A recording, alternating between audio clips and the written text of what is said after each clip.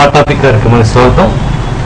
ఈరోజు ప్రొఫెషనల్ కాలేజీల్లో ర్యాగింగ్ భూతం మరోసారి విజృంభిస్తున్న నేపథ్యంలో జిల్లాలో ఉన్న విద్యార్థుల నడవడిక ఏ విధంగా ఉండాలనే అంశానికి సంబంధించి చర్చా కార్యక్రమం నిర్వహిస్తున్నాం. ఈ చర్చకి ఎస్ఎఫ్ఐ జిల్లా ఉపాధ్యక్షులు టి రాజా గారు, కాకినాడ సిటీ సెక్రటరీగా కూడా ఉన్నారు ఆయన ఎస్ఎఫ్ఐకి. అదేవిధంగా శ్రీ చైతన్య ఎడ్యుకేషనల్ ఇన్స్టిట్యూట్స్కి సంబంధించిన ఏజీఎంగా ఉన్న చెన్మయ్య శ్రీనివాస్ గారు, government principal agri vocational junior college Kakinada Srimati S Shanti Rajasri గారు, వీరందరూ కూడా చర్చలో పాల్గొంటున్నారు. వీరందరికీ సాధారణంగా ఛానల్ తరఫున స్వాగతం పలుకుతూ ముందుగా రాజా గారు దగ్గర చెప్తాం. రాజా గారు, గతంలో ఎన్నడూ లేని విధంగా మళ్ళీ ప్రారంభమైన కొంతకాలం ర్యాగింగ్ తగ్గింది. ఇటీవల కాలంలో ఆడపిల్లలు కూడా ర్యాగింగ్ చేయడం మొదలుపెట్టారు. అంటే గతంలో కూడా ఉండేది, అంటే బహిరంగంగా ఒకరి మీద కాకినాడలో ఇటీవల జరిగిన సంఘటనలు కావచ్చు, ఇతర ప్రాంతాల్లో జరుగుతున్న సంఘటనలు కొన్ని వెలుగులోకి వస్తున్నాయి, కొన్ని వెలుగులోకి రావట్లేదు. మీరేమనుకుంటున్నారు? అసలు ఎందువల్ల ఈ విధమైన మనస్తత్వం పెరిగిపోతుంది పిల్లలు? First of all ragging, teasing అనేవి చాలా విపరీతంగా పెరుగుతున్నాయి. పూర్వం కనుక చూసుకుంటే ఈ ర్యాగింగ్, టీజింగ్ అనేవి ఓ విద్యార్థి సీనియర్ జూనియర్ అమ్మాయిన ఓ సంభాషణ, లేకపోతే ఇద్దరు పరిచయం చేసుకోవడం కోసం చెప్పి ఏదైనా సంభాషణ అనేది ఓ మాస్టర్ స్థాయిలో ఉండేది. కానీ ఇప్పుడు ఆ సంస్కృతి ఏ విధంగా మారిందంటే సీనియర్ అన్న తర్వాత దాని విధానం ఏ విధంగా వచ్చిందంటే అది రాను పూర్తిగా మారిపోయింది. ఏమంటే ఈ విధంగా ర్యాగింగ్, టీజింగ్ అనేవి పెరిగిపోయినాయి. దానికి కారణం విచ్చలవిడిగా ఇంటర్నెట్, సినిమాలు, దాంతోపాటు కింద స్థాయి నుంచి కూడా ఎక్కువ ఈ స్థాయి పెరిగింది.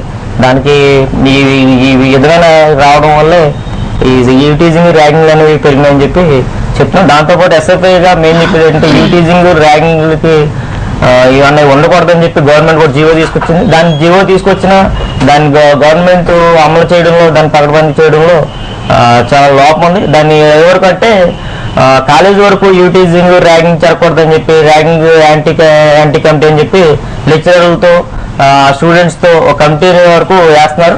ఆ కమిటీ నోటీస్ బోర్డుల వరకు, లేకపోతే టీచర్లకి పేర్ల వరకు, నామకరణాల వరకు ఉంటుంది తప్ప దాని పూర్తి స్థాయిలో టీజింగ్, ర్యాగింగ్ కమిటీ ఉంది, అది పూర్తి స్థాయి ఇంప్లిమెంటేషన్ అటు కింద స్థాయి వరకు జరగట్లేదని చెప్పి మేము అభిప్రాయపడుతున్నాం.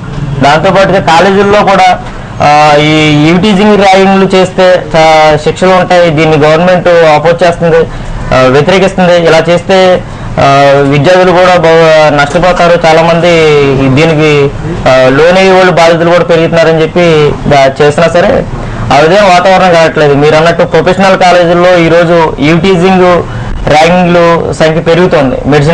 మెడిసిన్లో కానీ, ఇంజనీరింగ్లో కానీ ఒక విధమైన వాతావరణం రావడానికి కారణం ఏంటంటే మిడిల్ క్లాస్ నుంచి, లేకపోతే కింద స్థాయి నుంచి వచ్చే వాళ్ళంతా, పేద మధ్య తరగతి నుంచి వచ్చే వాళ్ళంతా ఓ స్థాయి ఆలోచిస్తే కొంచెం ఉన్నవాళ్ళు కొంచెం ఉన్నవాళ్ళు దాంతోపాటుగా ఉన్న స్థాయికి కొంచెం హై లెవెల్ క్వాలిటీ చేసే వాళ్ళంతా ఒక విధమైన వాతావరణం క్రియేట్ చేస్తున్నారు. మీరు ఈ టీజింగ్, ర్యాగింగ్ అన్నది ఈ సంభాషణ అనుబంధం చేసుకోవడం మానేసి పూర్తిగా దాన్ని ఏం చేస్తా ఉన్నారంటే నువ్వు ఈ ర్యాగింగ్ పూర్తిగా డీటెయిల్స్ చెప్పకపోతే ఒక స్థాయి వరకు మామూలుగా చెప్పి స్థాయి పోయి కఠినంగా సీరియస్గా చేసే పని చేస్తున్నారు. ఈ విధానం ద్వారా విద్యార్థులు చాలా మంది నష్టపోతున్నారు, నష్టపోవాలంటే బాధితులుగా తయారవుతున్నారు. దాంతోపాటుగా టీజింగ్, ర్యాగింగ్ వచ్చేటప్పటికి చాలా కఠినంగా సంభాషణ అనేది ఉంటుందని చెప్పి. అంటే శ్రీనివాస్ రాజా గారు, ఇప్పుడు ఎస్ఎఫ్ఐ కానీ లేకపోతే ఇతర విద్యార్థి సంస్థలు ఎందుకు ఇనిషియేట్ తీసుకోవట్లేదు, కౌన్సిలింగ్ చేయట్లేదు?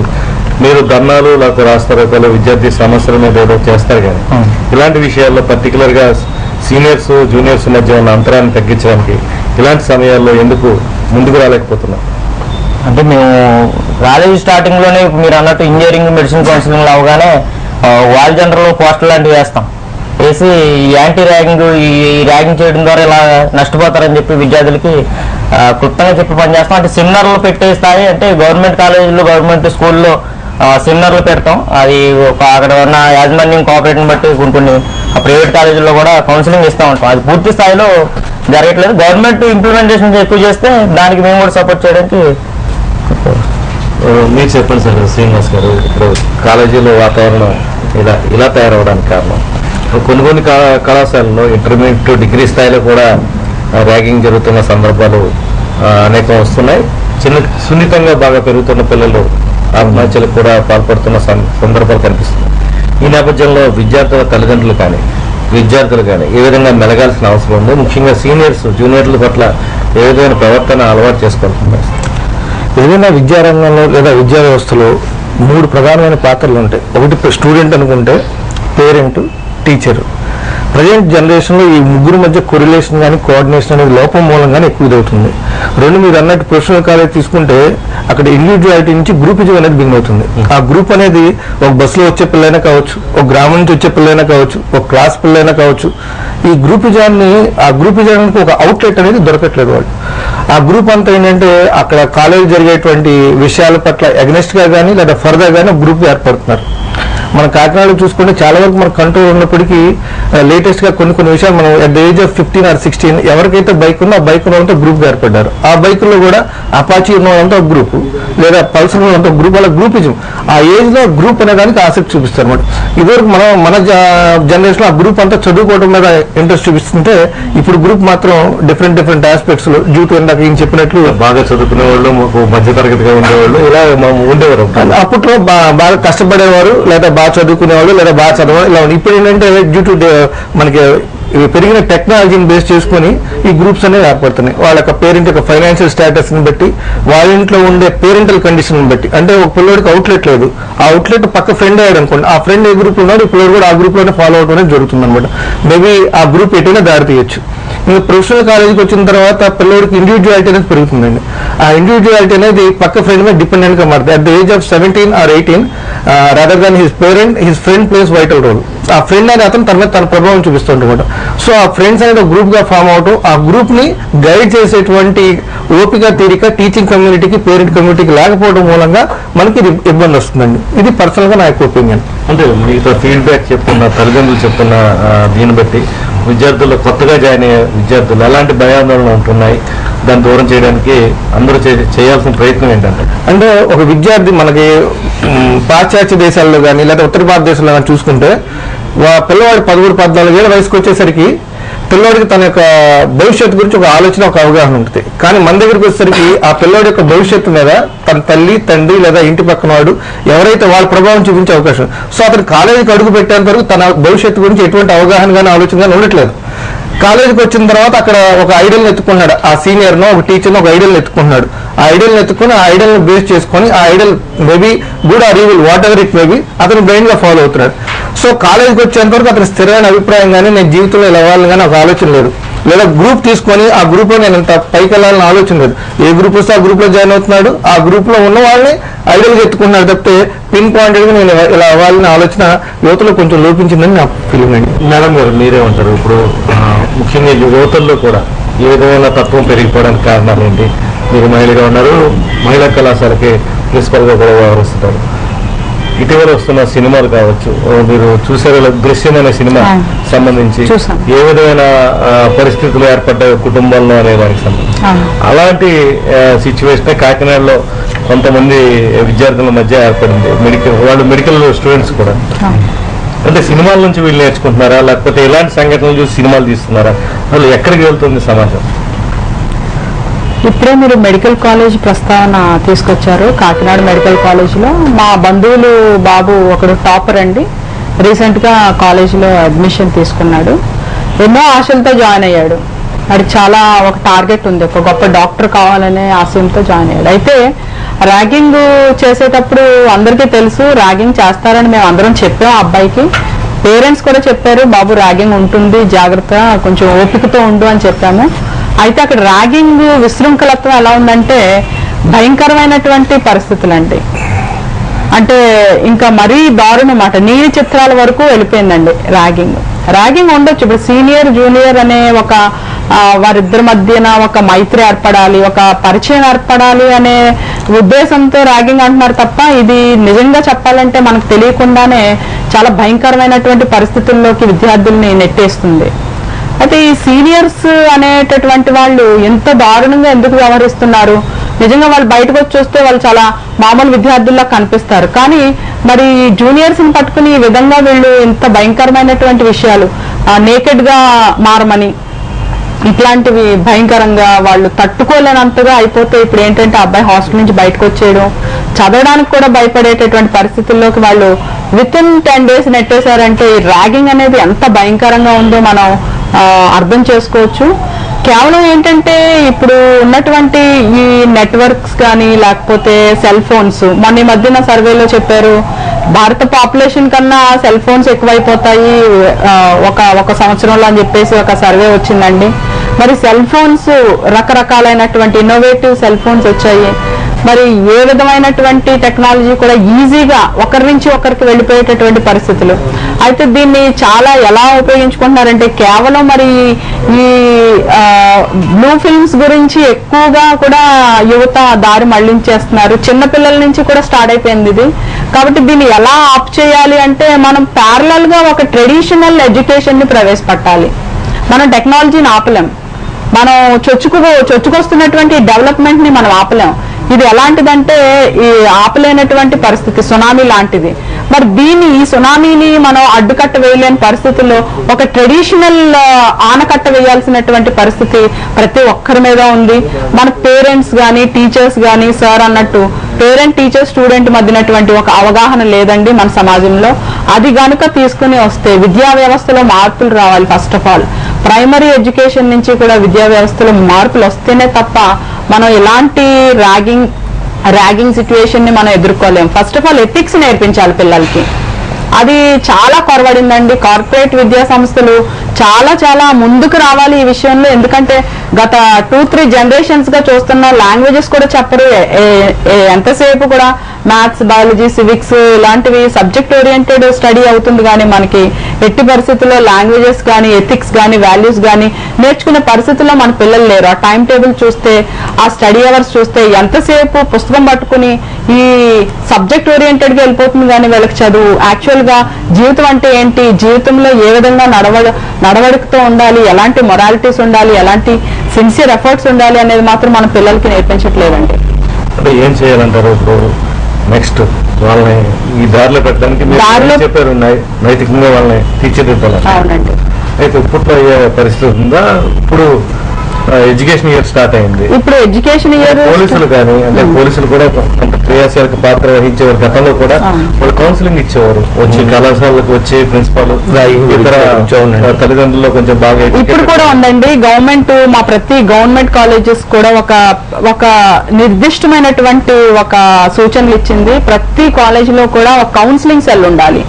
ఆ కౌన్సిలింగ్ సెల్లో ప్రతి మెంబర్స్, ఒక లేడీ మెంబరు, ప్రిన్సిపాల్, ఒక లేడీ లెక్చరర్, ఒక జెంట్ లెక్చరర్ అయ్యి ఉండాలి. ఒక కమిటీ ఉండాలి, ఒక డిసిప్లినరీ కమిటీ ఉండాలి, యాంటీ ర్యాగింగ్ కమిటీ ఉండాలి. ఇవన్నీ కూడా ఉండాలి. మేము కూడా ఆ విధంగానే చర్యలు తీసుకుంటాము. చాలా వరకు గవర్నమెంట్ కాలేజెస్ లో ఇటువంటి పరిస్థితులు లేవనెత్తకుండానే మేము ట్రై చేస్తున్నాము. మరి ప్రొఫెషనల్ కాలేజెస్ అంటే మీకు ఇంజనీరింగ్, మెడికల్ కాలేజెస్ లో మీరు అన్నట్టు మరింత ఇది కావాలి, వాళ్ళ యొక్క చొరవ కావాలి. ఎందుకంటే మొన్న మాకు జరిగిన ఇన్సిడెంట్ లో ఆ హెడ్స్ మాత్రం కొంచెం చూసాము, అంత పెద్దగా చొరవ తీసుకున్నట్టు కూడా మాకు అనిపించలేదు. సో రాజు గారు ఏం చేయాలి ఇప్పుడు? విద్యార్థి నాయకులుగా మీరు అంతా ఏం చేస్తారు? ఈసారి గతంలో జరిగిన సంఘటనలు మళ్ళీ పునరావృతం కాకుండా చేయాలంటే మీరు ఎలాంటి చర్యలు తీసుకోవాలనుకుంటున్నారు? సరే, ఇప్పుడు ఈ ర్యాగింగ్ అనేది నేను ఆల్రెడీ చెప్పాను, ఓ స్థాయి ప్రొఫెషనల్ కాలేజీలో కానీ మెడిసిన్ కాలేజీలో కానీ ఇలా జరుగుతూ ఉంది. దాంతోపాటు ఏదైతే ఈ సంబంధాలు అనేవి నేను ఆల్రెడీ మా ఫ్రెండ్ మా ఎస్ఎఫ్లో పనిచేసే leader already engineering college join అయిన తర్వాత ఇంటరాక్షన్ క్లాస్ అప్పుడే వరుసగా వారం రోజుల నుంచి రోజు ఇంటరాక్షన్ క్లాసులే చెప్తున్నారని చెప్పి దాంతో ఎడ్యుకేషన్తో పాటు ఒక 1 hour ఇంటరాక్షన్ క్లాస్ జరుగుతుందని చెప్పి చెప్తా ఉన్నాను. ఇంటరాక్షన్ క్లాస్ ద్వారా వాళ్ళిద్దమైన సంబంధాలు, వాళ్ళ అభిరుచులు, అలవాట్లు ఇవన్నీ నేర్చుకోవడంతో పాటు సీనియర్స్ జూనియర్స్ కూడా చెప్పాల్సిందంటే ఓ ఫ్రెషర్స్ డే జరిగే వరకు సీనియర్ జూనియర్ని ఏడిపించవచ్చు, ర్యాగింగ్ చేయొచ్చు, యూటీజింగ్ చేయొచ్చు అన్న విధానం ఒక కల్చరల్ కార్పొరేట్ కాలేజీల్లో కానీ గవర్నమెంట్ కాలేజీల్లో కానీ అన్ని కాలేజీల్లో ప్రైవేట్ అన్ని కాలేజీల్లో కూడా జరుగుతూ ఉంది. ఈ సంస్కృతి అలా 10 years 20 years ర్యాగ్ నుంచి అలాగే వస్తూ ఉంది. ఈ విధానం ద్వారా ఏమంటే ఇంజనీరింగ్ కాలేజీలో జాయిన్ అవుతే సీనియర్ అనేవాడు జూనియర్ని ర్యాగింగ్ చేస్తాడు అన్న స్థాయి వచ్చింది. కానీ ఆ విధానం ద్వారా కింద ఉన్న వాళ్ళు ర్యాగింగ్ చేయబడినోడు నెక్స్ట్ ఇయర్ మళ్ళీ ర్యాగింగ్ చేయాలి, నేను ర్యాగింగ్ చేయకపోతే లాస్ట్ టైం నేను ఇబ్బంది పడ్డాను అన్న పాలసీని వాళ్ళు ఏదో సబ్జెక్టు ఫస్ట్ ఇయర్ అయిన సెకండ్ ఇయర్ చదువుతాడు అన్న మాదిరిగా నేను ర్యాగింగ్ చేయబడ్డాను కాబట్టి వచ్చేవాడిని కూడా ర్యాగింగ్ చేయాలన్న తీరు వస్తుంది అని చెప్పి ఫస్ట్ ఇయర్లో జాయిన్ అయినప్పుడే బీటెక్ ఫస్ట్ ఇయర్ మెడిసిన్ ఇలా కౌన్సిలింగ్ జరిగిన తర్వాత జాయిన్ అయిన వాళ్ళందరికీ ముందుగానే ఆయా కాలేజీల్లో అందుబాటులో ఉన్న పోలీసులు లేకపోతే లీడర్స్ లేకపోతే ఆ కౌన్సిలింగ్ ఇచ్చేవాళ్ళని తీసుకొచ్చి ఇలా ర్యాగింగ్ చేయడం ద్వారా నష్టపోతాము, ర్యాగింగ్ చేస్తే కింద స్థాయికి నష్టం, దాంతోపాటు మీ భవిష్యత్తు కూడా నష్టపోద్దని చెప్పి తక్షణం కౌన్సిలింగ్లు పెట్టి వాళ్ళకి అవగాహన కల్పించే విధంగా అవగాహన సదస్సులు పెడితే ఈ విధమైన వ్యవస్థను మార్చి మంచి అన్నదమ్ముల కోఆపరేటివ్గా ఉండే విధంగా మంచి విధానం తీసుకోవచ్చు అని చెప్పి ఎస్ఎఫ్ఐ భావిస్తుంది. దానికోసమే యాంటీ పోస్టులు చేస్తాం, దాంతోపాటు ముందుగానే దీనివల్ల నష్టపోయేట అన్నది కౌన్సిలింగ్ కూడా మాకు కొంచెం కోఆపరేట్ చేసే కాలేజీల్లో కౌన్సిలింగ్ కూడా ఇస్తూ ఉంటాం. సార్ అంటే ఇప్పుడు మీకు అన్ని విభాగాల్లో కూడా స్టూడెంట్స్ ఉంటారు, ఎస్ఎఫ్ఐ స్టూడెంట్స్, వాళ్ళ ద్వారా నిఘా కమిటీలు ఏర్పాటు చేసి ఎక్కడైతే ర్యాగింగ్ జరుగుతుందో ఆ సమాచారాన్ని తెలియపరచడం ద్వారా ఏదైనా ఒక ప్రత్యేకమైన వ్యవస్థను ఎస్ఎఫ్ఐ లాంచ్ చేసే అవకాశం ఉందా? అలా ప్లాన్ చేయడం వల్ల సీనియర్స్ ఎవరైతే ర్యాగింగ్కి పాల్పడుతున్నారో వాళ్ళకి ప్రిన్సిపాల్ ద్వారా కావచ్చు, లేకపోతే యూనియన్ నాయకులుగా మీరందరూ వెళ్ళి చెప్పడం ద్వారా ఒక మంచి మెసేజ్ వెళ్ళే అవకాశం ఉంది కదా, ఆ విధమైన ప్రయత్నం చేసే అవకాశం. సార్ మీరు అన్నట్టు మేము ఆల్రెడీ ఇది మాకు పరిచయం ఉన్న కాలేజీల్లో మేము ఆల్రెడీ అకాడమిక్ స్టార్టింగ్లోనే ఎస్ఎఫ్ఐ కమిటీలు వేస్తాం. కమిటీలు వేసినప్పుడే దాన్ని ఫస్ట్ జాయిన్ అయిన తర్వాత యాంటీ ర్యాగింగ్ కమిటీ లేకపోతే గర్ల్స్ కౌన్సిలింగ్ కమిటీ అని ఒక కమిటీని ఒకటి ఏర్పాటు చేస్తాం. దాన్ని ఆల్రెడీ జరుగుతుంది. పిఆర్ కాలేజీల్లో యాంటీ ర్యాగింగ్ కమిటీ గర్ల్స్ తోటే కమిటీ కూడా ఏర్పాటు చేస్తాం. అందుబాటులో మాకు తెలిసిన పరిచయాలు ఉన్న కాలేజీల్లో ఏదైనా ఏర్పాట్లు చేస్తున్నాం ఎస్ఎఫ్ఐ. ఓకే, శ్రీనివాస్ గారు మీరు చెప్పండి, ఏ విధమైన యంత్రాంగం ఉండాల్సిన అవసరం ఉంది? ఈ ర్యాగింగ్ సంబంధించి ఆ 2-3 నెలలే మాట్లాడుకుంటున్నారు, తర్వాత వదిలేస్తున్నారు. ఒక ప్రాపర్ యాక్షన్ కరెక్ట్ గా ఇప్పుడు కళాశాల నుంచి ఇప్పుడు మేడం మాట్లాడినా ఈ ఎస్ఎఫ్ఐ నాయకులు మాట్లాడినా కమిటీ వేసామన్నారు, కానీ ఆ కమిటీల యొక్క పనితీరుని విశ్లేషించుకొని దాన్ని అనాలిసిస్ చేసుకొని ఆ అనాలిసిస్ ద్వారా నెక్స్ట్ జనరేషన్ ఒక లెసన్ ఇవ్వాల్సిన అవసరం ఉందండి. పేరు కమిటీలు ఇప్పుడు యాంటీ ర్యాగింగ్ కమిటీలు అన్ని కాలేజీలను పెట్టారండి, with the help of police or with the help of particular principal and everyone. But వాళ్ళ పనితీరులు అంటే ఎన్ని వేసినా సరే ఒక రెస్పాన్సిబిలిటీ తీసుకునే వ్యక్తి లేకపోతే కనుక ఆ కమిటీ యొక్క పనితీరు సరిగా ఉండదండి. So what I feel is committee వేయడంతో పాటు ఆ కమిటీకి ఒక దిశానిర్దేశం ఉండాలి. తప్పు జరిగిన తర్వాత కమిటీ ఉంది ఇవన్నీ ఉంటున్నాయి అనుకున్నారు, కానీ తప్పు జరగకుండా జాగ్రత్త పట్టలేదు, ప్రివెన్షన్ అనేది లేదు. వచ్చిన తర్వాత రోగం వచ్చిన తర్వాత ర్యాగింగ్ జరిగిన తర్వాత దాని మీద ఇచ్చేస్తున్నారు తప్పితే అసలు ర్యాగింగ్ జరగకుండా ముందు నుంచి పిల్లలకు ఒక గైడెన్స్, ఒక అవగాహన. దానికి మెయిన్ ఏంటంటే అండి, విద్యా వ్యవస్థలో ఉన్న భయంకరమైనటువంటి లోపం విద్యార్థి తరానికి ఉపాధ్యాయ వర్గానికి మధ్య భయంకరమైనటువంటి గ్యాప్ ఉందండి. Teacher is very busy in teaching his lessons and completing his syllabus, whereas student is very busy in getting marks rather than getting knowledge. So ఇద్దరు చాలా బిజీగా ఉండటం వల్ల ఒక మోరల్ ఎడ్యుకేషన్ కానీ లేదా పిల్లలకు కావాల్సినటువంటి జ్ఞానాన్ని కానీ అందించడంలో ఆ గ్యాప్ ఉండటం వల్ల ఇటువంటి అన్ని అవుతున్నాయని చెప్పి నా అభిప్రాయం. So according to my view ఈ ర్యాగింగ్ అనేది మనం నిరోధించాలంటే కమిటీలతో పాటు ఆ కమిటీలకు దిశానిర్దేశం చేసి కొన్ని రూల్స్ అనేవి గతంలో అయితే ఒక పవర్ ఉండేది ప్రిన్సిపల్ కానీ ఎవరికైనా సరే, ఇప్పుడు ఎవరికి పవర్ ఉండలేదు, రెస్పాన్సిబిలిటీ ఉంటుంది. కాబట్టి they have to feel responsible that they own son ఈ studying that particular school or college or whatever it may be. ఆ ర్యాగింగ్ జరగకుండా ఆయన కూడా ఆ జాగ్రత్త తీసుకుంటే బాగుంటుంది.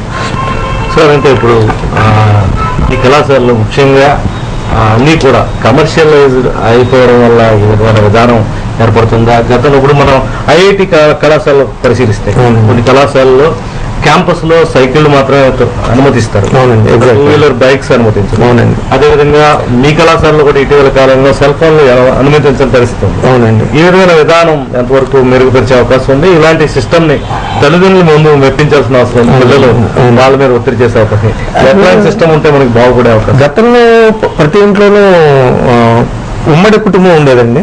ఉమ్మడి కుటుంబం ఉండడం వల్ల ప్రతి కుటుంబంలో 2-3 పిల్లలు ఉండేవాళ్ళు. ఇప్పుడంతా సింగిల్ చైల్డ్. ఈ ప్రతి పేరెంట్స్ యొక్క ప్రతి ఆశ ఆ పిల్లడి మీదే.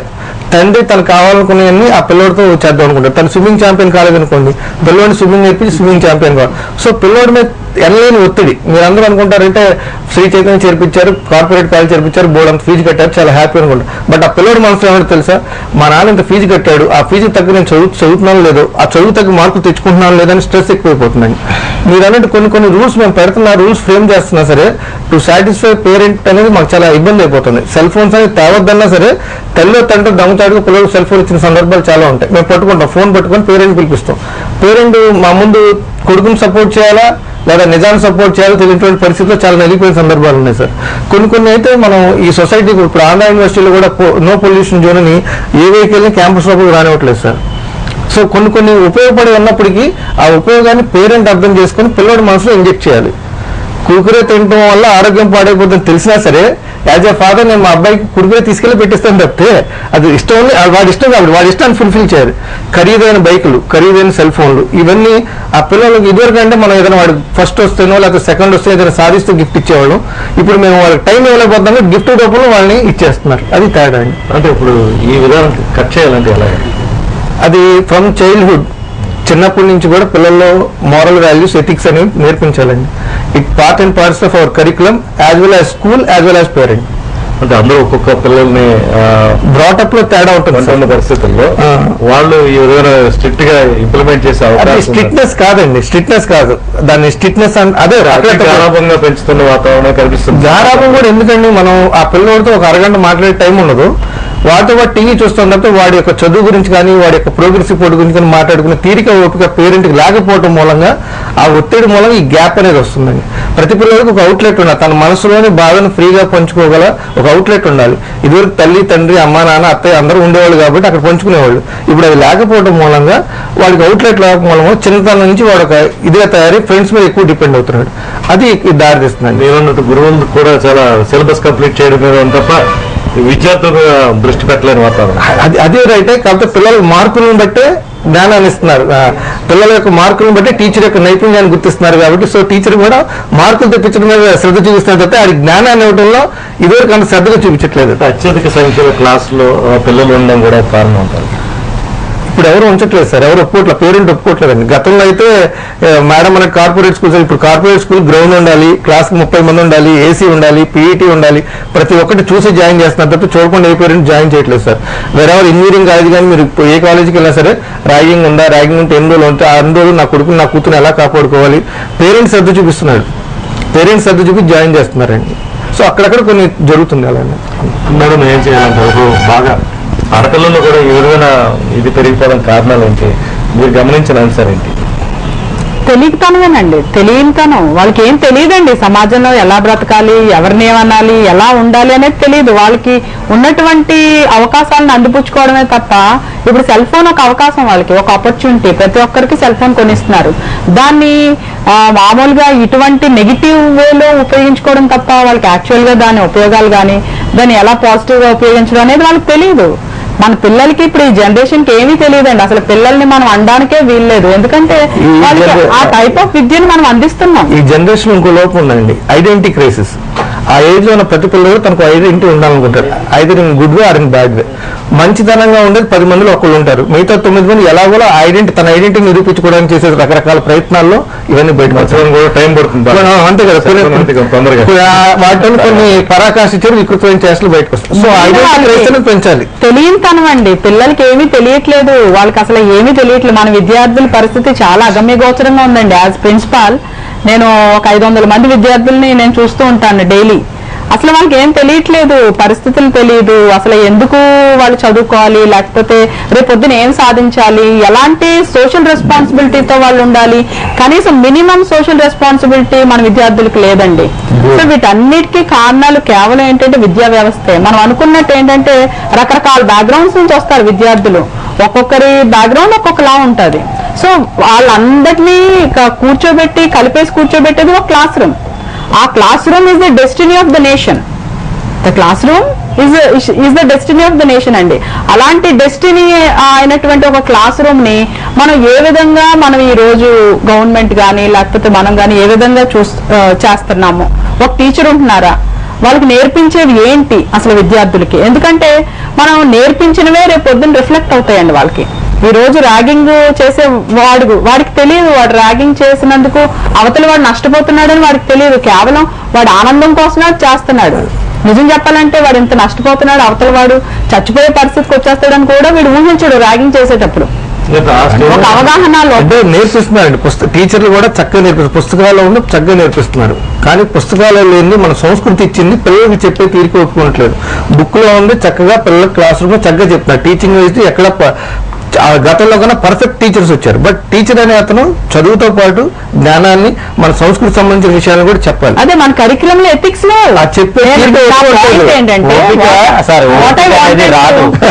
ఓపిక కల్పించుకోవాలన్నది కాదు. మనం చెప్పే సిలబస్ లో ఉదయం 8 గంటల నుంచి స్టార్ట్ అయిన కాలేజ్ సాయంత్రం 5:30 వరకు పెట్టిన టైంలో ఆ గ్యాప్లోనే ఏదో 2 అవర్స్ లో ప్రతిరోజు సిలబస్, ప్రతిరోజు మ్యాథ్స్, ప్రతిరోజు కెమిస్ట్రీ అనే కంటే ఏ విధంగా సమాజంలో మనం ఎలా ఉండాలి, సమాజంలో విద్యార్థుల పాత్ర ఏంటి, దానికి ఏ విధంగా మనం మలుచుకోవాలి, తల్లిదండ్రులు తీసుకొచ్చిన డబ్బును మనం ఏ విధంగా ఖర్చు పెట్టాలని చెప్పి దాంతోపాటు తోటి విద్యార్థితో మనం ఎలా మెలగాలన్నది కూడా నేర్పాలి కాలేజీల్లో. అంటే ఆ పాత్రలో ఈ విషయంలో విద్యార్థి సంఘాల పాత్ర ఎంతవరకు ఉంది? విద్యార్థి సంఘాల పాత్ర అంటే ఈ రోజు మెయిన్ పాత్ర టీచర్ కల్లా మెయిన్ పాత్ర మాదన్న విద్యార్థి సంఘాలు నిరంతరం ఈ రోజు కాకినాడలో దాదాపుగా ఒక 22 స్కూళ్ళు, ఒక 19 కాలేజీలు, 19 హాస్టల్, ఒక మినిమం ఒక 30-40 వరకు ప్రైవేట్ గవర్నమెంట్ ఇన్స్టిట్యూట్లు ఉన్నాయి. అంటే ఇవన్నీ లిస్టుల్లో ఒక ఎస్ఎఫ్ఐ వెళ్ళి ప్రతిరోజు నువ్వు విద్యార్థిగా ఎలా ఉండాలి లేకపోతే ఎలా ఉండాలి నేను చెప్పలేదు. చాలా మంది సార్ మీరు అనేది అప్పుడు మీరు అని చెప్పేది ఏంటంటే ఉదయం 8 గంటల నుంచి కాలేజ్ పెట్టింటారు, లేకపోతే గవర్నమెంట్ కాలేజ్ తీసుకున్న ఉదయం 9 గంటల నుంచి కాలేజ్ 4:30 వరకు ఉంటుంది.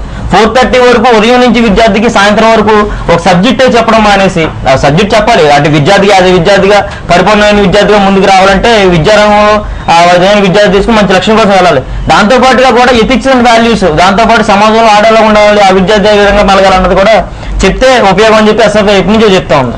అంటే సమాజంలో అందరూ ఉన్నప్పుడు, ఒక రన్నింగ్ రేస్ లో ఉన్నప్పుడు అందరితో పాటు సమానంగా పరిగెత్తాలన్నప్పుడు మరి ఆ టైంలో పెట్టలేదు అనుకోండి, కష్టం కదా. మీరు కాలేజ్ 9 to 4:30 పెట్టాము కాదు, టైమింగ్స్ కాదు, చదువు గురించి కూడా ఎథిక్స్ వాల్యూస్ కాలేజీలో పెట్టారు, మిగతా కాలేజీలో చదువు బోధించారు. At the end of the year parent గానీ పిల్లోడు కానీ చూసేది ఏంటి, ఆ కాలేజీ మార్కుల పరిస్థితి ఏంటి, ఆ పిల్లోడు ఏ స్టేజ్ లో ఉన్నాడు. సార్ ఈ రోజు మార్కులు ఏమైందంటే అందరూ కింద పడిపోతున్నారు. విద్యార్థులు రన్నింగ్ రేసే correct, race but nobody is winning, everybody is following. Madam అంటే క్లియర్ గా ఇటు విద్యార్థి సంఘాల పాత్ర వాళ్ళు పోషించట్లేదు, కళాశాలలు కావచ్చు లేకపోతే విద్యా సంస్థలు వాళ్ళ పాత్ర సక్రమంగా అంటే ఎథిక్స్ విషయంలో ఫెయిల్ అవుతున్నారు, తల్లిదండ్రులు కూడా బోధించడం విషయంలో ఫెయిల్ అవుతున్నారు. అవునండి, బోధించారు వాళ్ళు, తల్లిదండ్రులు బోధించేది ఏం చేయాలంటారు? ఇప్పుడు ఈ విధమైన సిస్టమ్ నడుస్తుంది, నడవబోతుంది, దీన్ని మార్చాలంటే ఎలాగ? అదే చెప్పాను కదండి, ఈ రోజున మనకు ఒక టెక్నాలజికల్ సునామీ ఒకటి వచ్చేస్తుంది, మనం అది ఆపలేము. మొత్తం అన్ని రకాలుగా సెల్ ఫోన్స్, ఇంటర్నెట్, అన్ని రకాలైనటువంటి చూడకూడనటువంటివి, నేర్పకూడనటువంటివి అది నేర్పేస్తుంది పిల్లలకి. అది నేర్పేసినప్పుడు పిల్లల్లో లోపలుగా ఒక ఎథిక్స్ ఉండాలండి పిల్లలకి. ఆ ఎథిక్స్ వల్ల ఏమవుతుందంటే ఇప్పుడు వాళ్ళు చూసేటటువంటి చూడకూడనటువంటి విషయాలన్నింటినీ కూడా వాళ్ళు కొంచెం డిఫరెన్షియేట్ చేసుకునేటటువంటి మనస్తత్వం వాళ్ళలో మనం కలిగించాలి. శ్రీనివాస్ గారు చెప్పినట్టు తల్లిదండ్రులు సమయం కేటాయించలేదు, ముఖ్యంగా అరగంట గంట పాటు. ఇంకోటి కూడా సార్, మోటివేషన్ అంటే ఒక గంట సేపు ఎవరైనా లెక్చర్ దగ్గర తీసుకెళ్లి, లేకపోతే ఒక సైకాలజిస్ట్ దగ్గర, లేదా ఎవరైనా పెద్దవాళ్ళ దగ్గర తీసుకెళ్లి ఒక గంట సేపు కూర్చోబెట్టి మోటివేషనల్ స్పీచ్ ఇస్తే పిల్లలు మారండి. వాళ్ళు తల్లిదండ్రుల యాక్షన్స్ చూసి, తమ టీచర్ యాక్షన్స్ చూసి మారుతారు. సో వాళ్ళు ఫస్ట్ ఐడియల్ ఎవరంటే పేరెంట్, సెకండ్ ఐడియల్ ఎవరంటే టీచర్. సో వాళ్ళ దగ్గర నుంచి వాళ్ళకి వచ్చే అద్భుతం తప్పితే ఇంకా తర్వాత సొసైటీ నుంచి కొన్ని నేర్చుకుంటారు. కానీ ప్రజెంట్ అది పేరెంట్ కానీ టీచర్ కానీ పిల్లలకి అది అందించడంలో చాలా 70% పేరెంట్స్ నుంచి అంతే కదండి. అంటే ఆ పిల్లోడు ఇప్పుడు మీరు ర్యాగింగ్ చేసే పిల్లోడు తప్పు చేస్తున్నా వాళ్ళ అమ్మ నాన్నకు తెలుసండి, బట్ వాళ్ళు కంట్రోల్ చేయలేరు. వాడికి బండి ఇస్తే వాడు పడతాడు, లేకపోతే పిల్లోడిని ఇచ్చేస్తాడని తెలుసు కానీ ఇవ్వకుండా ఉండలేరు. సెల్ ఫోన్ ఇస్తే ఫోటోలు తీస్తాడని తెలుసు కానీ ఆ సెల్ ఫోన్ ఇవ్వకుండా ఉండలేరు. సో అక్కడ వాళ్ళు పేరెంట్ తమ యొక్క స్టేటస్ సింబల్ గా పిల్లోడిని వాడుకుంటున్నారు చాలా రకాలుగా. ఆ ఫోన్ ఇవ్వటం వల్ల ఆ పిల్లోడు తమ తల్లిదండ్రుల యొక్క స్టేటస్ మిగతా పిల్లలు తెలియజేస్తున్నాడు. ఆ ఫోన్ వల్ల ఇట్లాంటి ఇప్పుడు మేడం చెప్పినట్టు మిగతా ఆస్పెక్ట్స్ అన్ని ప్లెయిన్ గా వస్తున్నాయి. సార్ మీరు అన్నట్టు విద్యార్థులు అందరూ ఒక స్థాయిలో ఉండరు, ఒకే రకంలో విద్యార్థులు ఉండరు. బట్ లీడర్ అవ్వకుండా వాళ్ళు 10 మంది ఫాలో అవుతారు. లీడర్ పక్క వెళ్ళిపోతే ఫాలోవర్స్ దొరికిపోతుంటారు ఒకసారి. అంతే కదా, ఫోన్ కూడా దొరకడు, ఆ ఫోన్ పెట్టి ఫోటో తీసి దొరుకుతాడు. అది విద్యార్థులందరూ ఒకలా ఉంటారు కదా, ఒక్కొక్క స్థాయి, ఒక్కొక్క స్టేజ్ నుంచి, ఒక్కొక్క వైపు నుంచి, కింద స్థాయి నుంచి వచ్చే వాళ్ళు ఉంటారు, పైన స్థాయి నుంచి వచ్చి ఉంటారు. ఈ స్థాయిలో విద్యార్థికి ఒకళ్ళిద్దరు తప్పు చేస్తారు తప్ప విద్యార్థులందరినీ ఒక అంచనా వేయడం అంత కాదు సార్. రాజా గారు ఏం చేయాలంటారు? ఈ విధానం సిస్టమ్ వస్తుంది, విద్యార్థుల్లో ఉంటలేదు, తల్లిదండ్రులు ప్రవర్తించట్లేదు, విద్యా సంస్థల్లో నైతిక విలువలతో కూడిన విద్యాబోధన సాగటం లేదు. మరోవైపు విద్యార్థులకి గురువులకి మధ్య కూడా గ్యాప్ వచ్చింది. దాదాపు 30% వాళ్ళ నుంచి గ్రహించాలి, లేకపోతే సమాజం నుంచి శ్రీనివాస్ గారు చెప్పినట్టు గ్రహించాల్సిన పరిస్థితి. ఈ ముందు వీరందరూ కూడా ఫెయిల్ అవడం వల్లే విద్యార్థులు ఆ విధంగా తయారై నేరాల్లో పాల్పంచుకోవడం కానీ, లేకపోతే కేసులు బారిన పడుతున్నారు, అనేక మంది డిబార్ అవుతున్నారు. కొంతమంది వీళ్ళు చేసిన పనులకి ఆత్మహత్యలకు పాల్పడుతున్న సందర్భం కనిపిస్తుంది. ఈ నేపథ్యంలో ఇవన్నీ నియంత్రించాలంటే ఎట్లా ఉండాలి వ్యవస్థ, కింద నుంచి పై వరకు ఎలా ఉండాల్సిన పరిస్థితి? సార్ చెప్పినట్టు పేరెంట్స్ నుంచి ఉండొచ్చు, అంటే పేరెంట్స్ టైం కేటాయించకపోవడం ఇవన్నీ ఉండొచ్చు. దాంతోపాటుగా టీచర్స్ కూడా మేము ఏం చెప్పి విద్యా సంఘాలు మేము చెప్పేది అంటే ఆ క్లాసు, ఆ మోటివేషన్ క్లాసులు అనేవి చెప్పాలి. దాంతోపాటుగా మీరు అడిగినట్టు ఈ ర్యాగింగ్ యూటీజీని తీసేసి మంచి విద్యార్థి, శాస్త్రీయమైన మంచి విద్యార్థులతో పరిపూర్ణమైన విద్యార్థిగా తయారవ్వాలంటే అది గ్రౌండ్ స్థాయి నుంచే రావాలి. పేరెంట్స్ మంచిగా ఎలా సమాజంలో మనం ఎలా బతకాలి అన్నది ఆ గ్రౌండ్ స్థాయి అని చెప్పాలి. అది మంచి విద్యా విధానంలో మంచి విద్యా విధానం కూడా తీసుకురావాలి. అంటే అదే ఆన్సర్ అండి, మంచి విద్యా విధానం ఉంటేనే అన్నిటికీ మంచి విద్యా విధానం ఇప్పుడు ఎలా ఉందంటే ఒక రాజు పరిపాలించాడు, రాజ్యాన్ని తీసుకొచ్చాడు, లేకపోతే అక్కడ చేసాడు అన్న దానికంటే ఇప్పుడు ప్రస్తుతానికి తీసుకొచ్చే పని పెట్టలేదు. శ్రీనివాస్ గారు, ప్రధానంగా ఇప్పుడు విద్య వ్యాపారంగా అయిపోయింది, వైద్యం కూడా వ్యాపారంగా అయిపోయింది. ఏదైతే సొసైటీకి చాలా బేసిక్గా నీట్ అవసరం, సరైన విధానాలు వెళ్లాల్సిన వ్యవస్థలు కొంచెం దెబ్బతిన్న పరిస్థితి, కాంపిటీషన్ ఫీల్డ్ లో తప్పని వాతావరణం. ఈ నేపథ్యంలో ఎట్లాగా దాన్ని రూట్ చేయాల్సిందే? మీరు చాలా సీనియర్ ఏజిఎం గా కూడా పనిచేస్తున్నారు, శ్రీ చైతన్యాలో కొన్ని వేల మంది పిల్లల్ని చూస్తుంటారు, వాళ్ళ తల్లిదండ్రులు కూడా అబ్జర్వ్ చేసుకుంటారు. మీరు ఎట్లా దీన్ని కొంచెం మార్గం మార్చే అవకాశం మీకు ఎలా కనిపిస్తుంది? కనిచూపుతున్నా అట్లా నాకు తెలిసి దాని మార్గం ఏంటంటే, ఫస్ట్ నేను ప్రైమరీ మోటివ్ అంటే parent has to give some time to child. అక్కడే ఫస్ట్ మైనస్ పాయింట్ అండి, అక్కడి నుంచే మనకి బిగిన్ అవుతుందండి. రెండు, ఆ పేరెంట్ టైం ఇచ్చి పిల్లోడి యొక్క తప్పుని ఒప్పుల్ని సరిదిద్ది తన పిల్లోడి యొక్క తప్పు ఒప్పుల్ని స్కూల్కి కానీ కాలేజీకి కానీ వచ్చి డిస్కస్ చేయడం ఉంటుందండి. ఈ రెండింటిలో టైం కేటాయించట్లేదు. సో ఫస్ట్ మూల కారణం పిల్లోడు ఏ మార్గం వెళ్ళినా ఫస్ట్ కారణం తల్లిదండ్రులని నా అభిప్రాయం. సో ఫస్ట్ మార్పు అక్కడి నుంచి బిగిన్ అవ్వాలి. రెండు, దండనా భయం అనేది పిల్లల్లో పోయిందండి ఈ రోజుల్లో. మనం చిన్నపిల్లలు ఉన్నప్పుడు స్కూల్లో ఉన్నప్పుడు టీచర్లు మందలు ఇచ్చడం పోయింది. ఇదివరకు పెద్దవాళ్ళు తాత అమ్మమ్మ మందలించేవాళ్ళు. ఇప్పుడు తాతలు అమ్మమ్మలు లేకపోవడం వల్ల, సింగిల్ చైల్డ్ అవడం వల్ల తల్లిదండ్రులు కూడా మందలించే శక్తిని కోల్పోయి వాళ్ళ పిల్లడికి ఏమైనా కావాలంటే వేరే వాళ్ళతో మందలించే స్టేజ్కి వచ్చేసారు. అది పెద్ద అయిన తర్వాత వచ్చిన తర్వాత ఆ దండనా భయం లేకపోవడం వల్ల చిన్నప్పటి నుంచి చిన్న చిన్న తప్పులకు దండం లేదు. ఒకేసారి పెద్ద తప్పు చేసినప్పుడు ఆ దండ అనేది ఎక్కడికి వెళ్ళిపోతుంది. వాడు పోలీసులు పట్టుకోవచ్చు, లేదా ర్యాగింగ్ ఎక్కడికి వెళ్ళిపోతుంది. ఆ దండన అనేది ఎలా ఉంటుందో తెలియదు. పిల్లడికి పెయిన్ అనేది తెలియట్లేదు. కావాల్సిందల్లా తల్లిదండ్రులు తెచ్చిచ్చేస్తున్నారు, కావాల్సిందల్లా ముందు వచ్చేస్తుంది. వెతుక్కోవడం తెలియదు, దండనా భయం లేదు. సో వ్యవస్థలో ఆ పిల్లవాడి యొక్క పాత్ర అలా మారిపోతుందండి. సో నా intention according to my view, first parents has to guide their children according to their goal. వాడు ఏం గోల్ అనేది కూడా వాడి ఇష్టాలకు అనుగుణంగా ఉండాలి తప్పితే వాడి తల్లిదండ్రుల యొక్క అభిష్టానికి అనుగుణంగా ఉండకూడదు. అక్కడి నుంచి వాడు ఎలా కష్టపడాలి, ఎలా చేయాలని చెప్పాలండి. నెక్స్ట్ వాళ్ళకి అవసరమైనటువంటి టీచింగ్ కమ్యూనిటీని వెతుక్కొని టీచర్స్ కూడా గైడ్ చేయాలి. మూడు, సమాజంలో కూడా కొన్ని పరిస్థితులు అంటే ఆ స్కూల్లో ఉండే వాతావరణం, ఆ స్కూల్లో ఉండే ఎన్విరాన్మెంట్, ఆ కాలేజీలో ఉండే ఎన్విరాన్మెంట్ కూడా 17-18 ఏళ్ళ పిల్లోడిని చాలా ప్రభావితం చేస్తుంది. ఎంత మంచి పిల్లోడైనా సరైన వాతావరణం లేని కాలేజీలోకి వెళ్తే వాడు ప్రభావితం చెడు మార్గం వైపు వెళ్ళేవాళ్ళు. చాలా మంది మీడియోకర్ క్వాలిటీ పిల్లలు సుపీరియర్ క్వాలిటీలో ఉన్న ఇన్స్టిట్యూట్లోకి వెళ్ళడం వల్ల వాళ్ళ లైఫ్ ని సక్సెస్ అయ్యారు. రీసెంట్ గా మా చైతన్యలో ఇంటర్మీడియట్ చదివి ఇక్కడ రాజానగర్లో బీటెక్ చేసినటువంటి పిల్లోడు ₹1,00,00,000 సంపాదించుకున్న గూగుల్లో జాబ్ సంపాదించుకున్నాడు సార్. సో చాలా చిన్న బ్యాక్గ్రౌండ్, చాలా చిన్న స్కూల్ నుంచి వచ్చాడు, చైతన్య కాకినాడలో చదువుకున్నాడు. ఆ ఇన్స్టిట్యూట్ లో పాటు వల్ల ఆ వాతావరణం కూడా ప్రభావితం చేస్తుంది. ఇన్ని అంశాలు సమాజంలో ఒక పిల్లవాడిని ప్రభావితం చేస్తున్నప్పుడు ఈచ్ అండ్ ఎవ్రీ కార్నర్ ఆ పిల్లవాడి మీద ఒక చెక్ అనేది ఉండాలి. ఇలాంటి వాళ్ళని మీరు రోల్ మోడల్ గా గుర్తించి వీళ్ళకి చెప్పడం కానీ, లేకపోతే మీ దగ్గర స్టూడెంట్స్ జాయిన్ అవుతున్నప్పుడు పేరెంట్స్ కి ఎలాంటి ఇనిషియేటివ్ తీసుకుంటారు, వాళ్ళకి పిల్లల మీద ఎలాంటి పాజిటివ్ ఆస్పెక్ట్ లో పేరెంట్ రిసీవ్ చేసుకుంటున్నారు సార్, నెగిటివ్ ఆస్పెక్ట్ లో పేరెంట్ రిసీవ్ చేసుకోవడానికి ఇష్టపట్ల. They are avoiding. For example ఆ పర్టికులర్ స్టూడెంట్ ఆ రోజు ఆబ్సెంట్ అంటే మనం ఫోన్ చేసి వాళ్ళకి ఇన్ఫార్మ్ చేసినప్పుడు ఆ ఆబ్సెంట్ అనేది మేము చెప్పడం వల్ల వాళ్ళకి తెలుస్తుంది అనేది వాళ్ళు జీర్ణించుకోలేరు కొంతమంది పేరెంట్స్. సో ఆ చెక్ అనేది ఎప్పటికప్పుడు పిల్లోడికి తెలియకుండానే మనం చెక్ పెడుతున్నప్పుడు 16, 17 అనేది మేజర్ అండి, పిల్లోడు టర్నింగ్ పాయింట్. 18కి వచ్చేసరికి పిల్లోడికి ఒక అవగాహన శక్తి వస్తుంది. బట్ వాడి తల్లిదండ్రుల కన్నా ఫ్రెండ్ యొక్క మాట ఎక్కువ ఫాలో అవుతాడు. సో ఆ ఏ సర్కిల్లో ఉన్నాడు పిల్లోని చెక్ చేసుకోవాలి. ఆఫ్టర్ 18 పిల్లోడు తన దారి తను తెలుస్తుంది. అప్పటి వరకు మాత్రం పిల్లోని మనం చాలా జాగ్రత్తగా కాపాడుకోవాల్సింది ఈ రోజు సొసైటీలో, అమ్మాయి అయినా అబ్బాయి అయినా సరే. అమ్మాయిలు అంటున్నారు కానీ అబ్బాయిలు ఇంకా డెలికేట్గా ఉంటారండి. అబ్బాయిలు తొందరగా ఫాలోవర్స్గా మారిపోతూ ఉంటారు. పక్క పిల్లోడికి వాళ్ళకి ఒక హీరో వర్షిప్ అంటే ఇష్టం, ఐడెంటిటీ క్రైస్ అంటే ఇష్టం. సో మగపిల్లలు కూడా మనం ఆడపిల్లల కన్నా ఎక్కువ కాపాడుకోవాల్సిన నెసిటీ ఉంది. ఆడపిల్లలు కూడా ఆ విధంగా తయారవడాన్ని ఏ విధంగా అర్థం చేసుకోవాలంటారు? ఇటీవల కాలంలో చూస్తుంటే మరి ప్రొఫెషనల్ కాలేజీలో ఆడపిల్లలు కూడా అదే బాయ్స్ అండ్ గర్ల్స్ తారతమ్యం లేదు సార్, అందరూ ఒకేలాగా తల్లిదండ్రులు ఒక్కలాగే పెంచుకుంటున్నారు. నువ్వు అమ్మాయివి నువ్వు అబ్బాయివి అనే డిమార్కేషన్ లేదు, ఈక్వల్ గానే పెంచుతున్నారు. వీళ్ళు కూడా ఈక్వల్ గానే చూసుకుంటున్నారు వాళ్ళ స్టేటస్ ని కూడా. అమ్మాయికి కానీ అబ్బాయికి కానీ వాళ్ళ దగ్గర ఉండే పాకెట్ మనీని బట్టి వాళ్ళ యొక్క సరదాలు వాళ్ళకి ఇది ఆధారపడుతుంది. మీరు గతంలో గమనించండి, ఒక 6-7 months బ్యాక్ 10-15 మంది ఇంజనీరింగ్ పిల్లలు బైక్స్ దొంగతనం చేస్తూ దొరికారు. సెకండ్ ఇయర్, ఫైనల్ ఇయర్ పిల్లలు, థర్డ్ ఇయర్ పిల్లలు అనమాట. సో వాళ్ళకి ఆ డబ్బులు ఎలా వస్తుంది? ఆ బైక్ ఇంటికి తెస్తే ఎవరిదా అని మా ఫ్రెండ్ అంటాడు, నాన్న పట్టించుకోరు. అదే ఆ ఫ్రెండ్ ఎవరు, ఎందుకు నీకు ఇంత బైక్ ఇచ్చాడు, వాడు తీసుకురాని మాట్లాడితే అట్లాంటివన్నీ కట్ అయిపోతాయండి. జాతీయ క్రైమ్ రేటు ప్రకారం అంటే ఆ ఏజ్ పిల్లోడికి అవసరానికి మించిన డబ్బు ఎక్కడి నుంచి వస్తుంది, తండ్రి తల్లి ఇవ్వకుండా ఎక్కడి నుంచి వస్తుందని ఒక అనాలిసిస్ చూసుకుంటే ఆడపిల్లైనా సరే అంతే సార్. వాళ్ళు మనం ఇచ్చే పాకెట్ మనీ వాళ్ళు దేనికి ఖర్చు పెడుతున్నారు, వాళ్ళు అసలు పాకెట్ మనీ ఎందుకు అవసరం అనే ఒక అనాలిసిస్ పిల్లవాళ్ళతో చక్కగా తల్లిదండ్రులు డిస్కస్ చేసిన రోజు ఇటువంటి ఏమి ఉండవండి. ఫస్ట్ పాకెట్ మనీ కూడా ఎక్కువ సార్. ఇప్పుడు సార్ చెప్పింది అంతా కూడా అడ్వాన్స్డ్ వెల్ అడ్వాన్స్డ్ ఫ్యామిలీస్ అండి, economically well of families, parents యొక్క పరిస్థితి నిజమే. వాళ్ళ పిల్లవాడి గురించి కంప్లైంట్ చేసినట్టు వాళ్ళు ఇష్టపడరు.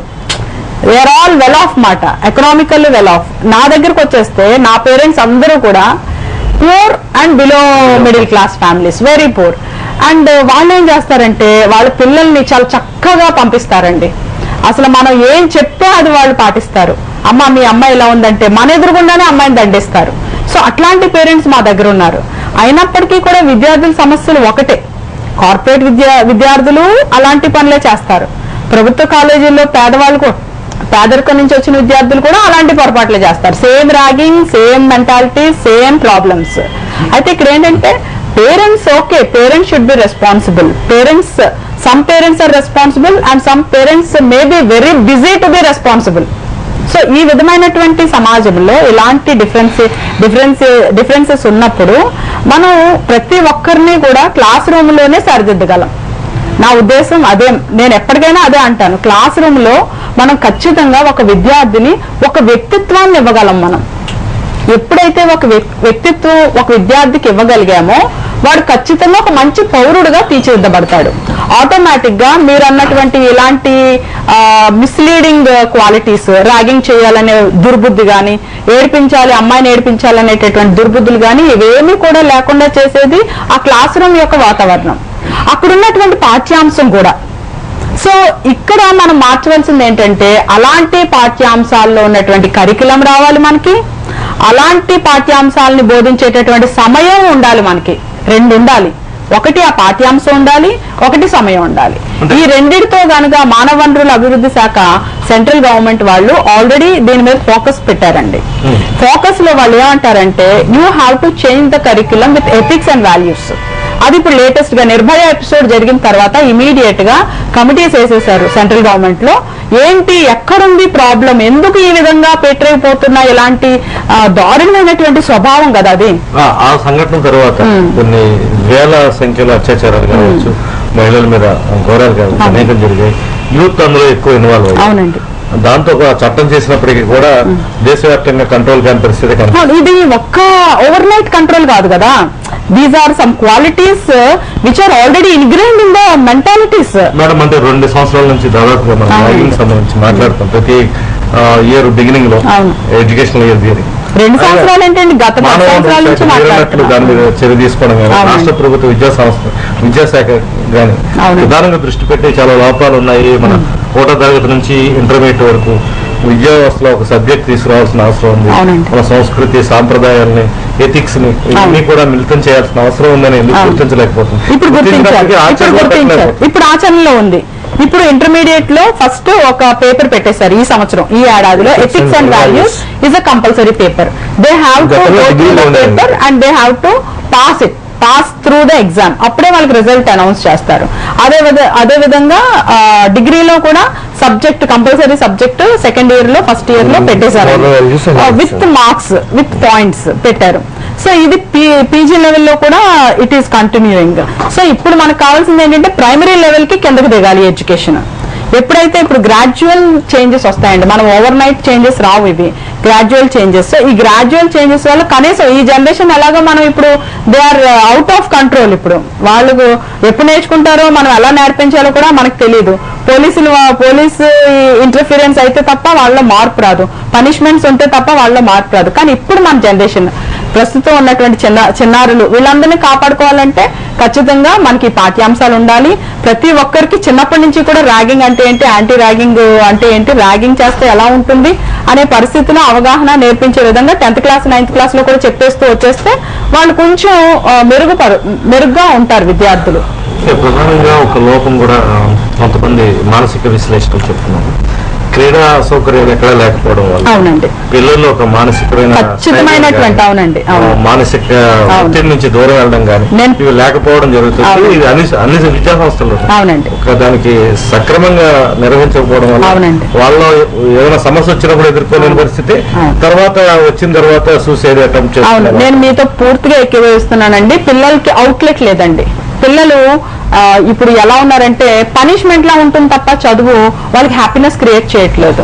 ఇప్పుడు సార్ అన్నారు 1,00,000 రూపాయలు కట్టాడు ఫీజు, ఈ 1,00,000కి నేను పేరెంట్ కి నేను చేస్తున్నానా, న్యాయం చేస్తున్నానా లేదా అనే ఆలోచనతో ఎంత స్ట్రెయిన్ అనిపిస్తాడండి ఆ కుర్రోడు.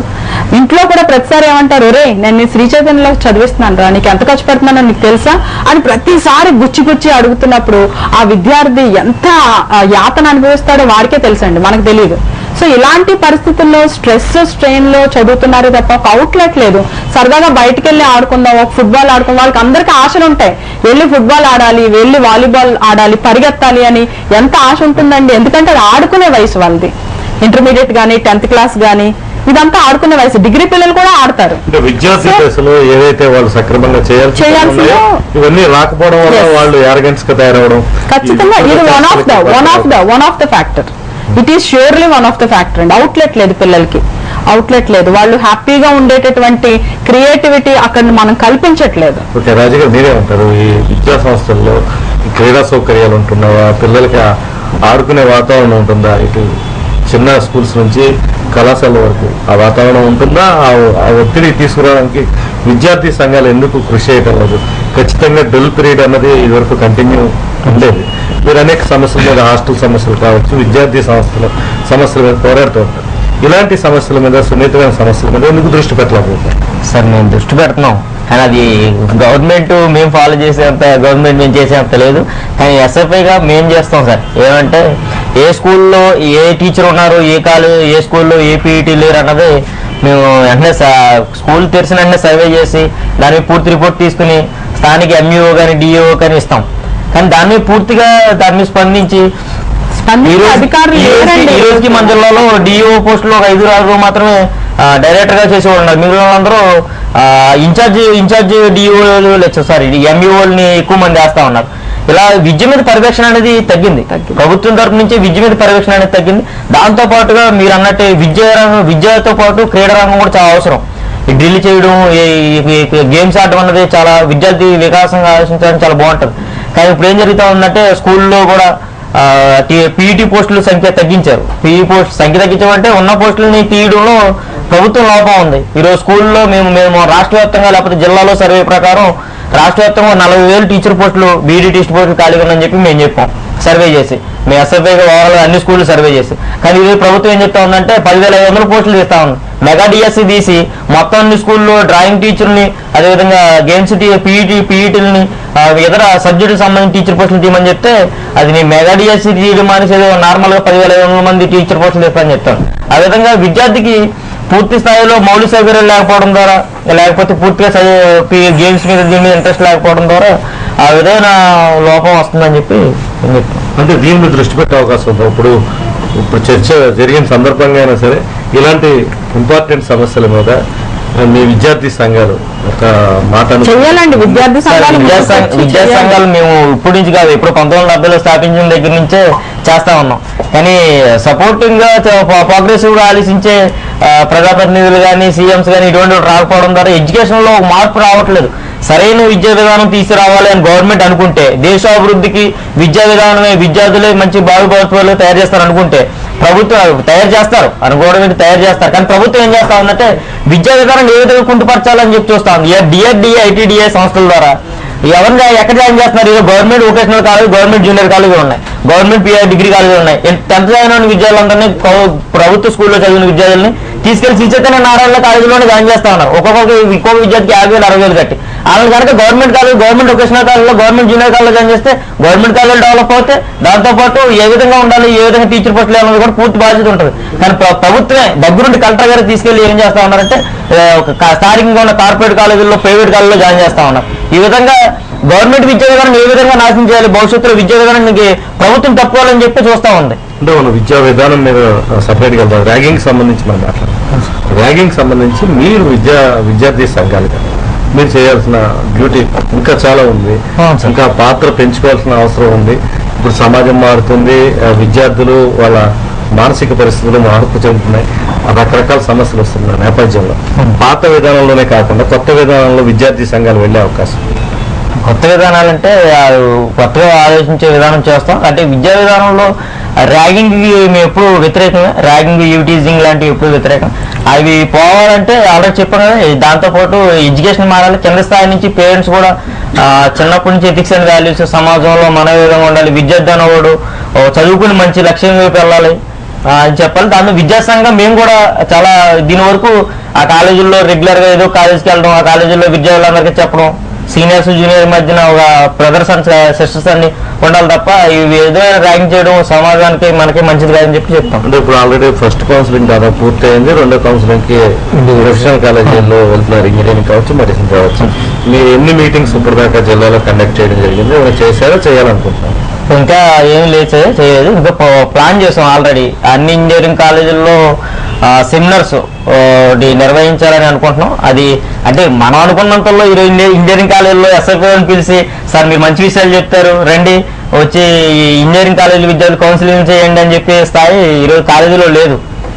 అలా అని చెప్పి మనం ఎంటర్ చేసి జరిగాయి ఎస్ఎఫ్ఏ కావచ్చు, ఇతర విద్యార్థి సంఘాలు, పోలీసులు, తర్వాత ప్రిన్సిపాల్ వీరంతా కూడా కూర్చొని చేసే వాతావరణం ఉండేది. ఇప్పుడు ఎందుకు లోపించి చెప్తున్నాం కదా సార్, కాలేజీల్లో సార్ చెప్పినట్టు ఉదయం 8 గంటల నుంచి 4:30 వరకు క్లాసులే పెడుతున్నారు. అంతే తప్ప విద్యాసంఘానికి అనుమతి ఇవ్వమని టైం లేదు. ఆ సార్ నేను ఫస్ట్ కూడా అన్నాను, టైమింగ్స్ కేటాయించి విద్యాసంఘాన్ని లేకపోతే వేరే సంబంధించిన ఎస్ఐనో సిఐనో పిలిచి, లేకపోతే ముఖ్యమైన వ్యక్తినో పిలిపించి, సార్ లాంటి పిలిపించి కౌన్సిలింగ్ ఇప్పిస్తే విద్యార్థి మారడానికి అవకాశం ఉంటుంది. కానీ ఆ విధంగా లేదు. ఈ రోజు ఎప్పుడు ఉదయం 9 గంటల నుంచి రాత్రి సాయంత్రం 6 గంటల వరకు నువ్వు చదవాలి, టాప్ లో మనమే ఉండాలి, లేకపోతే మా అమ్మ నాన్న పరువు నిలబెట్టాలని నేను వృత్తున్నారు తప్ప ఈ విధంగా రావట్లేదు. ఈ రోజుల్లో ఏ తల్లిదండ్రులు కూడా అలాంటి స్ట్రెస్ కి ఎక్కడ ఒప్పుకోవట్లేదండి.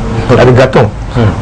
మళ్ళీ రౌండ్ సర్కిల్ వచ్చేస్తుంది, మన జమానా వచ్చేస్తుంది. విద్యార్థుల తల్లిదండ్రులు కూడా అంటే క్రీడలకు కానీ ఇతర అంశాలకు కానీ ప్రాధాన్యత ఇస్తున్నారు సార్, చాలా ఇస్తున్నారండి. స్కూల్లో గ్రౌండ్ ఉంటుందా లేదా అని చెక్ చేయడంతో పాటు ప్రతి తండ్రి కూడా ఆ పిల్లోడికి ఏదో ఒక ఆర్ట్ ఏదో నేర్పించాలని చెప్పి చాలా తపన పడుతున్నారు చదువుతో పాటు. ఎందుకంటే రాబోయే ఇంకా స్ట్రెస్ఫుల్ గా ఉంటాయి కాబట్టి తన బిడ్డ ఆ స్ట్రెస్ నుంచి రిలీవ్ అవ్వాలంటే ఏదో నేర్చుకోవాలన్న ఆలోచనతో ఏదో ఒక ఆర్ట్, ఏదో ఒక మ్యూజిక్ నేర్పించడానికి చాలా ఇంట్రెస్ట్ చూపిస్తున్నారు.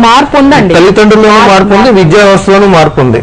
మార్పు రావాల్సింది ఏంటంటే ఇందాక ఎవరో వెళ్ళి మీటింగ్ చెప్పడం వల్ల పిల్లలు మారరు సార్.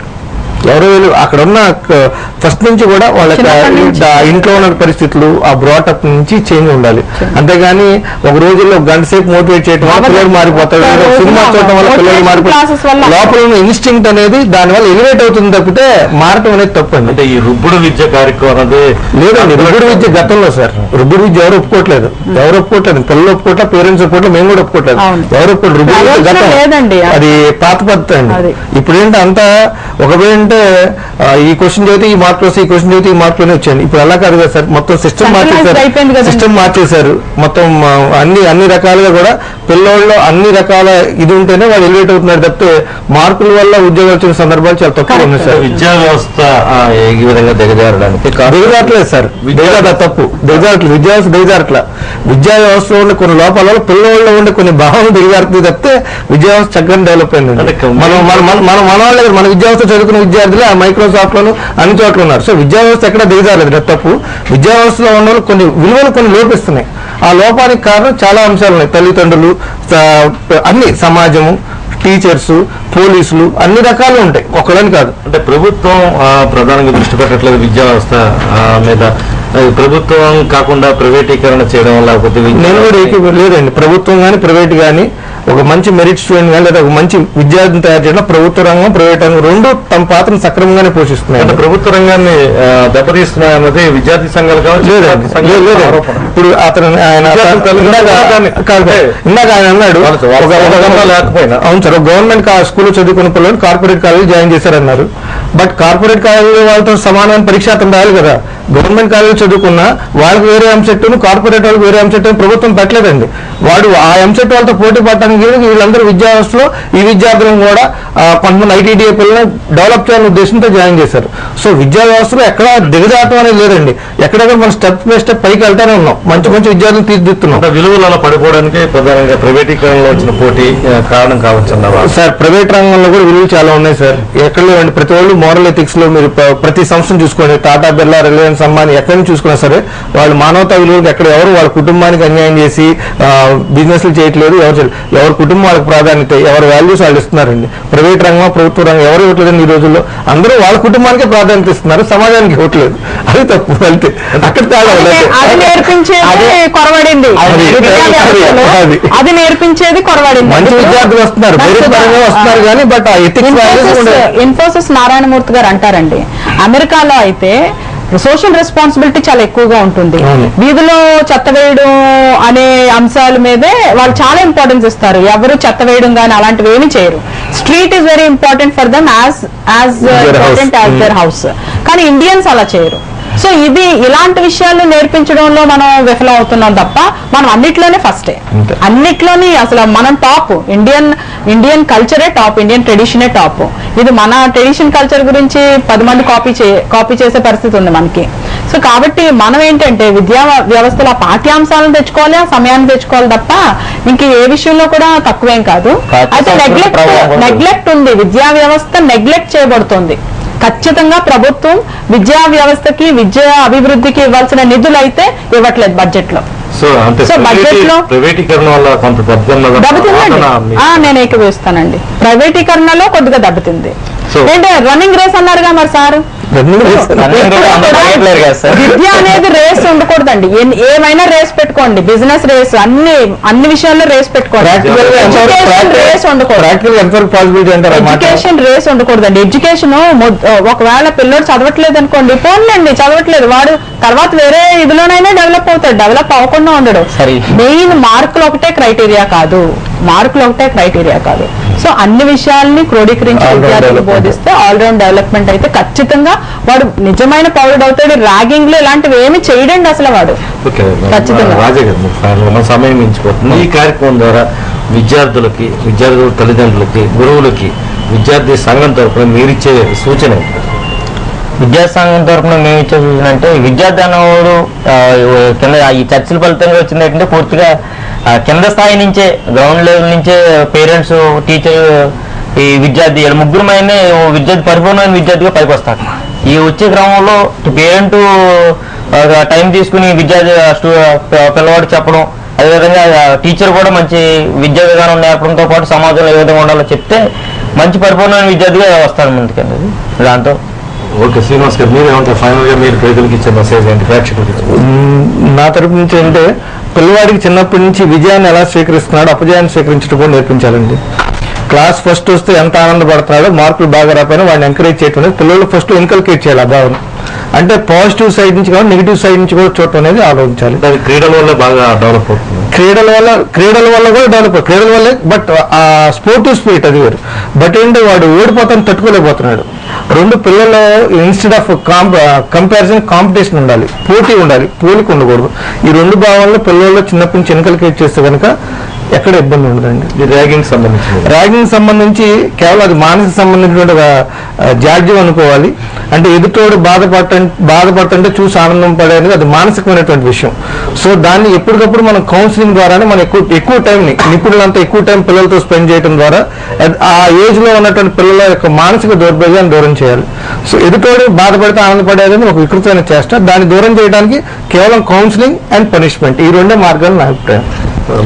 ఇప్పుడు ఈ ర్యాగింగ్ నరకడానికి మాత్రం ఇప్పుడు అర్జెంట్ గా ఒక అర్జెంట్ డ్రైవ్ లాంటిది చేసి మొత్తం పోలీసు శాఖ వారితో గానీ లేకపోతే నిపుణులతో గానీ ఇప్పుడు కొత్తగా జాయిన్ అయినటువంటి జూనియర్స్ కి సీనియర్స్ కి కలిసి కూర్చోబెట్టి అవగాహన కార్యక్రమాలు లైన్ గా ఒక వారం రోజులు, అంటే వాళ్ళకి టైం ఇవ్వకుండా, ర్యాగింగ్ చేసే టైం వాళ్ళకి ఇవ్వకుండా వాళ్ళ అవగాహన కార్యక్రమాలు ఒక టైం టేబుల్ గనక మన పెద్దలు ప్రిన్సిపాల్స్ గానీ head of the institutions management చేస్తే గనక చాలా వరకు కొంత మార్పు జరుగుతుందండి. అదేవిధంగా ప్రేక్షకుల్లో పేరెంట్స్ అందరూ ఉన్నారు, పేరెంట్స్ మాత్రం పూర్తి పర్యవేక్షణగా ఉంటే చాలా వరకు ప్రాబ్లమ్స్ సాల్వ్ అవుతాయి.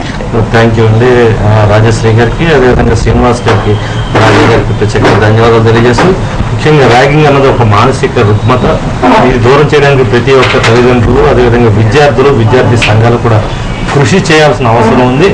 అదేవిధంగా విద్యార్థుల్లో నేర ప్రవృత్తి పెరిగిపోవడం అనేక కారణాలు ఉన్నాయి. విద్యార్థుల్ని అంటే వాళ్ళని డబ్బులు ఇవ్వడం ద్వారా కానీ లేకపోతే వాళ్ళ సెల్ ఫోను, ఇతర బైకు, ఇతర సౌకర్యాలు కల్పించి పేరెంట్స్ అనవసరమైన దాంట్లోకి తీసుకువెళ్ళడం వల్ల లేనిపోని ఇబ్బందులు ఎదుర్కోవాల్సిన పరిస్థితి వస్తుందని కూడా చర్చలో వక్తలు అభిప్రాయపడడం జరిగింది. విద్యార్థి సంఘాలు కూడా ర్యాగింగ్ నిరోధానికి ఇక్కడి నుంచి కూడా పూనుకుంటాం. ఈ విధమైన విధానం లేకుండా మంచి విద్యా వ్యవస్థ పనిచేయడానికి అందరూ సహకరించాలి. ముఖ్యంగా తల్లిదండ్రులు, వారితో పాటు గురువులు కూడా బాధ్యత తీసుకోవాలని ఈ చర్చా కార్యక్రమం అభిప్రాయపడింది. ఈ చర్చ ఎంతటితో ముగిస్తున్నాం. మళ్ళీ కలుద్దాం. అంతవరకు సెలవు, నమస్కారం.